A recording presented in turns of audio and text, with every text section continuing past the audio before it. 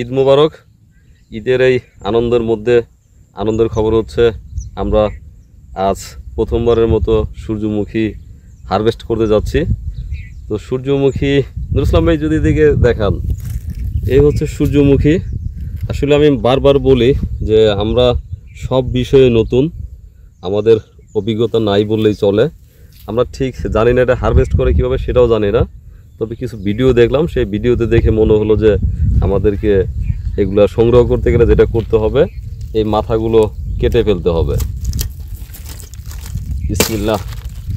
এই হচ্ছে এই যে বীজ, এই বীজ আমার ধারণা এখান থেকে কিছু বীজ হয়তো পড়ে যেতে পারে। আর এই প্রত্যেকটা বীজ নিয়েই অসংখ্য বীজ এখানে, এই যে বীজ। তো মাত্র একটি গাছের জন্য একটি বীজ রোপণ করেছিলাম। আলহামদুলিল্লাহ দেখুন এখানে পুরো জায়গা জুড়ে শুধু বীজ আর বীজ। তো আমরা আজ প্রথমবারের মতো হারভেস্ট করলাম। ছোট বড় কোনোটাই ফেলা যাবে না, এটার মধ্যে বীজ আছে ছোট ছোট, ছোট গাছ তো ছোট, এই জন্য ছোট ছোট। তারপরে এই পাশে এটাও কাটা যাবে। আগাম সূর্যমুখী আমি জানি না ঠিক কতটা লাভজনক। আর এইবার যাদের সঙ্গে কথা বলি, যারা অনেক পুরনো চাষি আছেন, নতুন আমাদের মতো আমাদের বাদ, কিন্তু যারা পুরনো চাষি আছেন তাদের অনেকের সঙ্গে কথা বলি। তো তাদের সাথে কথা বলে যেটা আমার ব্যক্তিগত অভিমত হচ্ছে, চাষাবাদে যদি আপনি লাভজনক করতে চান, সেই ক্ষেত্রে আপনার অভিজ্ঞতা এবং এই জলবায়ুর প্রভাবটা খুব বেশি দরকার, অর্থাৎ বৃষ্টি বাদলা দরকার। তো প্রথমত আমাদের অভিজ্ঞতা নেই, সেটা আমাদের সবচেয়ে বড় অভাব। সেকেন্ড হচ্ছে যে এই পালের চরে গত 6 মাসে বলতে গেলে কোনো রকম বৃষ্টিপাত হয়নি। আসলে এত কাঠখোট্টা রোদের ভিতরে, এত শুষ্ক আবহাওয়ার মধ্যে ফসল ফলানো অনেক কঠিন। তো কঠিন কাজটাই আমরা চেষ্টা করেছি, জানি না কতটুকু কী হবে। তবে খরা কিংবা অনাবৃষ্টির কারণেও ফসল কিন্তু প্রায় সব জায়গায় দুর্বল হয়েছে। দেশের যে অবস্থা, সেই অবস্থায় বলা যায় যে আসলে জিনিসপত্রের দামও কিন্তু খুব বেশি না, সবই আমাদের হাতের নাগালে। এই যে সূর্যমুখীর কথা বলি, এটি কিন্তু একটি সরকারি প্রকল্প। এটা হচ্ছে উপজেলা কৃষি অফিস জাজিরা শরীয়তপুরের একটি প্রকল্প এটি।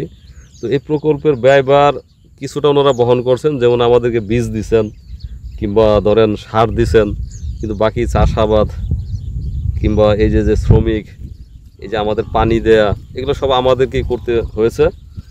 তো এখন এটা একটা এক্সপেরিমেন্ট ছিল। হারভেস্ট করার শেষে আবার এটা রোদ্রে শুকাতে হবে, এই বীজগুলো আলাদা করতে হবে, বীজগুলো আলাদা করে তারপরে আবার শুকিয়ে এগুলোকে আমরা বিক্রির উপযোগী করব। আর নুরুল ভাই, রসুন তো আপনি চাষ করেন, তো রসুন নিয়ে একটু কথা বলি। যদি আমরা এখন রসুন খেতে নেই, তখন বেশ শব্দ হচ্ছিল, তো যে কারণে আমরা ভিডিও করে রাখছি কিন্তু কথা বলি নাই। তো রসুন ওখানে আমরা 2 কেজি রসুন রোপণ করছিলাম। তো যখন এই বীজটা কিনি, তখন এই বীজের দাম ছিল গাড়ি ভাড়া সহ আমার 750-800 টাকা খরচ হয়েছে 2 কেজির জন্য। আপনি তো আনছেন কোয়াটা ভাঙ্গাটা আনছি। তো ভাঙ্গাটা নাই না, যদি ভালোটা আনতাম তাহলে হয়তো একটু কম নিত না, ওইটা আনলে আবার ভাঙ্গা লাগতো। আপনার ঝামেলাটা হইলেন না, আপনি ভাঙ্গা পেলেন, তৈরি পেলেন, আইন লাগাইলি। আচ্ছা, সেটা পাইছি, কিন্তু আসলে আমাদের এই জমিটা আমরা নিয়েছিলাম নুরুল ভাই, আপনি জানেন যে এই জমিগুলো নেওয়া হয়েছিল আমাদের একটা খামার করার জন্য, বুঝছেন। হ্যাঁ। তো খামার করার উদ্যোগী ছিল আমাদের। তো হঠাৎ করেই আমাদের এই অংশের যে ভাই আছেন আমাদের রুবেল ভাই, তো রুবেল ভাই একদিন এখানে আসলেন। তো আসার পরে উনি বিভিন্ন দিক বিবেচনা করে হয়তো ওনার অভিজ্ঞতা থেকে বলছেন যে আসলে আমরা যে খামারটা করতে চাই, বিশেষ করে গরুর খামার করার কথা ছিল। তো গরুর খামার আমরা করি নাই যে যদি কোনো রকম মানে চোর ডাকাতের উৎপাত থাকে, এটা মনে করেই আর কি আমরা গরুর খামার এখানে করি নাই। তবে এখন কিন্তু আস্তে আস্তে আমাদের চিন্তা পাল্টাচ্ছে। তখন ভাইয়া বললেন যে ঠিক আছে, সমস্যা নাই, আপাতত কিছু কৃষিকাজ করেন। তো আমাদের কৃষিকাজ নিয়ে আমাদের ধারণা ছিল না। বিশেষ করে আমার কথাই বলি, আমি আসলে নুরুল ইসলাম ভাই প্রথম যেদিনকে আমরা মরিচের দানা বা অন্য কিছু আমরা 4-5 দিনের ভিতরে অনেক কাজ করে ফেললাম। তো আমি ধরে নিছি যে আর কি, তো কাজ তো এরকম হয়ে যাচ্ছে, 4-5 দিনে সব বুনে লাইছেন, হ্যাঁ রোপণ করা শেষ, এইটা মনে করছি। কিন্তু বাস্তবতা দেখলাম আসলে একটা ফসলকে মাটির থেকে ফলিয়ে এটাকে ঘরে তোলা বাজারজাত করা এটা অনেক কঠিন একটা কাজ। এটা কঠিন একটা জিনিস। আর আমার কাছে মনে হয় আমরা যত বিনিয়োগ দেখি, আমার মনে হয় যে কৃষিকাজে না আসলে আমি বুঝতাম না যে কৃষিকাজে এত বিনিয়োগ, প্রচণ্ড বিনিয়োগ, সেখানে শ্রমের বিনিয়োগ, সেখানে অর্থের বিনিয়োগ, ফসলের বিনিয়োগ, নানা টাইপের বিনিয়োগ কিন্তু এই কৃষিকাজে। তো এখন আমি প্রথম ভাবছিলাম যে যেহেতু 4-5 দিনে কাজ গোছায় ফেলছি আর কি, কারণ সার বীজের দাম কিন্তু আমার কাছে অত বেশি মনে হয় নাই। কিন্তু যখন প্রতিদিন এই যে প্রায় 2.5 মাস 3 মাস মনে করেন 5-7 জন লোক কাজ করাইতাম এখানে, 5-7 জন লোক কাজ করে তো মনে করেন 5-7 জন লোকের পিছে রান্না আছে না, হ্যাঁ অনেক খরচ। তো এই খরচ করতে করতে আমার ভিতরে একটা হলো, আমাদের মাস্টার ছিল, মাস্টারে ছিলেন, মাস্টার একদিন আমার বললো যে স্যার যে সুন্দর কাঁচা মরিচ হয়েছে, এই কাঁচা মরিচ কিন্তু আপনার 3-4 লাখ টাকা বিক্রি করবেন। তো আমি চিন্তা করলাম যে কাঁচা মরিচ 3-4 লাখ টাকা হয়, তাহলে একটু কষ্ট করে আমরা ইনভেস্টটা করি। তো ভাই ব্রাদারের সঙ্গে কথা বলে আস্তে আস্তে আস্তে আস্তে করলাম। কিন্তু আসলে সব সময় আপনার সমান সময় যাবে না। না, হয়তো ওই যে আমাদের মালিক ব্যাপারী গত বছর 4 লাখ টাকার মরিচ বিক্রি করছে, কাঁচা মরিচ বিক্রি করছে, কাঁচা মরিচ বিক্রি করছে, পাকা মরিচ ছিল পরে 4-5 লাখ টাকা বিক্রি করছে, সেই ক্ষেত্রে কিন্তু এবার 1,20,000 টাকা বিক্রি করছে। হ্যাঁ তো এখন ওনাদের সমস্যা নাই, ওনারা তো কন্টিনিউ কাজগুলো করেন। হ্যাঁ, কিন্তু আমাদের সমস্যা হচ্ছে আমরা প্রথমবারে প্রথমবারই ছিল সমস্যা। এই হচ্ছে সমস্যা। সেকেন্ডে যে আমাদের ফুলকপিগুলো ধরেন খুব সুন্দর গাছ, খুব সুন্দর হচ্ছিল, পানি দিচ্ছিলাম, যত্ন করছিলাম। তো করতে করতে হঠাৎ করে আমাদের এক আঙ্কেল মুরব্বী উনি এটা ভুল ওষুধ দিলেন, 1000 ফুলকপি গাছ একবারে শেষ। তো এই যে ঝামেলাগুলো এগুলো মিলেই চলছি।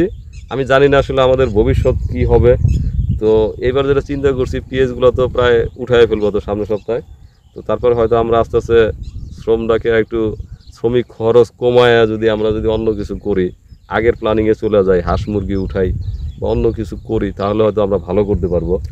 আর চাষাবাদের জন্য যেহেতু এই জমি নেই, অতএব এই জমি কিন্তু বেলে দোআঁশ মাটি, সেখানে প্রচণ্ড পানি লাগে। তো পানি দিতে গেলেও কিন্তু অনেক খরচ। যেমন আপনি একদিন পানি দিলে আপনার পিছনে খরচ আছে ধরেন 500-700 টাকা, তারপরে তেল লাগে 500 টাকার। তো সারাদিনে কিন্তু নিজেদের মেশিন, তেল খরচ, শ্রমিক খরচ মিলে কিন্তু 1000-1200-1500 নাই। তো এইভাবে করতে গেলে আসলে যারা কৃষিকাজ করতে চান তাদেরকে এই বিষয়গুলো মাথায় রাখতে হবে যে আসলে কৃষিকাজ সহজ কিন্তু অত সহজ না। আর অনেকেই বলে যে ভাই নিজের করতে হয়, আপনি কতক্ষণ নিজে কাজ করবেন? আপনি যদি জায়গাটা অনেক বড় হয়, কতক্ষণ আপনি কাজ করবেন একা একা? সম্ভব না, একা একা সম্ভব না, তো সম্ভব না। আর আমরা তো এখন 3 জন লোক এখানে থাকি। তো আমি হিসাব করলাম যে আমি, আপনি এবং আমাদের আছে সজীব, তো 3 জন লোক যদি আমরা চরে তো আমাদের একটা সংসার। এই সংসারে যদি আমরা যদি খরচ করি, খাওয়া দাওয়া করি, আমাদের চা নাস্তা করি, থাকি, আমাদের বেতন ভাতা সব মিলিয়ে কিন্তু এমনিতেই 40-50 হাজার টাকা খরচ আছে এখানে। খরচ আছে। তো এখন এই বিষয়গুলো মাথায় রেখে আপনারা কৃষিকাজে আসবেন। অনেকের অনেক শখ আছে, প্রতিদিনই ফোন দেন। আসলে শখ থাকতে পারে, কিন্তু সব কিছু সাবধানে করতে হবে, মানে না জেনে করা ঠিক না, আবার না করলে অভিজ্ঞতা হবে না। তো আমি সবশেষ বলি যে এটা আমার একটা বিশাল অভিজ্ঞতা, যে আমরা যতটুকু করছি এই অভিজ্ঞতা যদি ভবিষ্যতে আমরা যদি এটাকে কন্টিনিউ করতে পারি, আস্তে আস্তে আমাদের হয়তো উন্নয়ন ঘটবে। আসলে কোনো কাজে একদিনে সফল হয় না। যেমন আমি একটা গ্রুপের কথা বলি, বাংলাদেশে একটা রিনাউন্ড গ্রুপ ছিল। তো ওই গ্রুপের চেয়ারম্যান সদরঘাটে কাপড় বিক্রি করতেন, কাঁধে নিয়ে নিয়ে এক এক দোকানে দিতেন। কিন্তু এখন বাংলাদেশের সবচেয়ে বড় গ্রুপ কোম্পানির মধ্যে একটা হচ্ছে ওনাদের। তো উনি বলছিলেন যে আসলে হাল ছাড়া যাবে না, লেগে থাকতে হবে, লেগে থাকলে একদিন হবে। তো ওনার ওই কথাগুলো আমার কানে বাজে, কারণ ওনার সঙ্গে আমার একটা ব্যক্তিগত সম্পর্ক ছিল। তো সেই সম্পর্কের জায়গা থেকে বলি যে আসলে আমি হতাশ না, কিন্তু কিছুটা ক্লান্ত। আসলে প্রতিদিন এরকম যাতায়াত করা অনেক কঠিন, তারপরে যে রোদের মধ্যে চলা অনেক কঠিন, তারপরে সংগ্রাম করে যাচ্ছি। দেখি কোনোভাবে আমরা ঘুরে দাঁড়াতে পারি কিনা, আরও ভালো কিছু করতে পারি কিনা। তো সবাই অনেক বেশি ভালো থাকবেন, ভেবে চিন্তে সিদ্ধান্ত নিয়ে কাজ করবেন। আল্লাহ হাফেজ।